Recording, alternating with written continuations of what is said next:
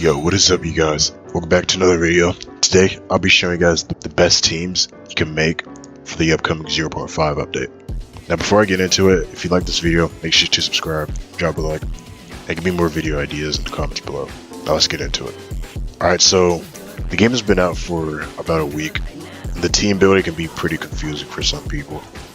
So, I'm just going to try to explain the best ways you can create a team, and for it to be really strong, allow you to solo literally anything in the game right now. So I'll go one by one in each slot and tell you guys the best things you can put in there. Alright, so I might actually start with slot 5 and slot 6. So I would recommend you bring 2 money units, obviously, so you can upgrade your better units faster. And it's just really handy. And make sure you try to get investor on both of them. If you don't want to, you could only bring one. If you bring one, I recommend a Ramen guy. But the only reason I would say to bring one, if you have an extra unit that you want to use just for buffs or support or something. So I would say bring Ramen guy, and if you only want one, then bring a support like Inumaki, which I don't have, Rukia, or Gray. All 3 of these are units that freeze or slow, and they help a lot in harder game modes. Let's get into the main damage slots. So your first slot, I would say bring either Megami or Kenpachi, one of those 2 secrets. Simply because they're obviously secrets and they're one of the strongest in the game. Now, I would say base your team either around whatever secret you get. So if you got Kenpachi, base your team around physical units mainly. If you get Megami, base it around magical units. And the main reason is slot 4 will be for one of your buff units. So either Forbidden Teacher or the Hero. So the Hero buffs physical damage and Forbidden Teacher buffs magical damage. And it's literally just a free easy buff. So if you're a physical team, I would say slot 2 and 3 run Puppet and run Cursed Student. Now if you can, try to get your Berserk or your Kenpachi, your Puppet unbounded, and then keep your Yuta just anything but unbounded, so that these 2 units, especially Puppet, could get a lot of damage, and obviously your Yuta will be able to copy it. But if you do get unbounded, you'll only be able to place down 1 Yuta.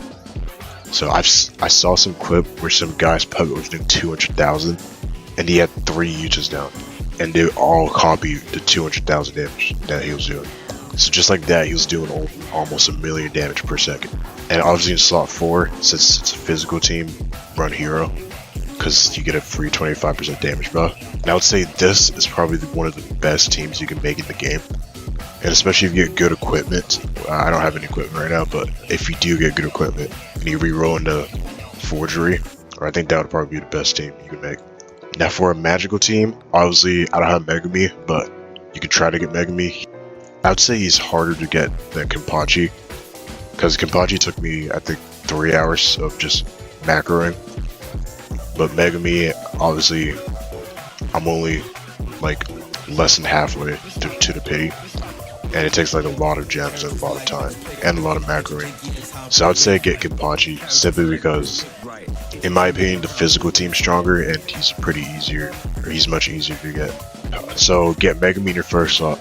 Your second and third slot, I would say run Freerin and Toymaker.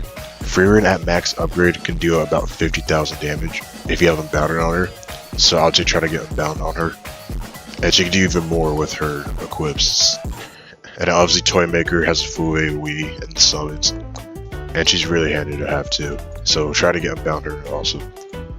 And for your support slot, use Forbidden Teacher for the free damage buff.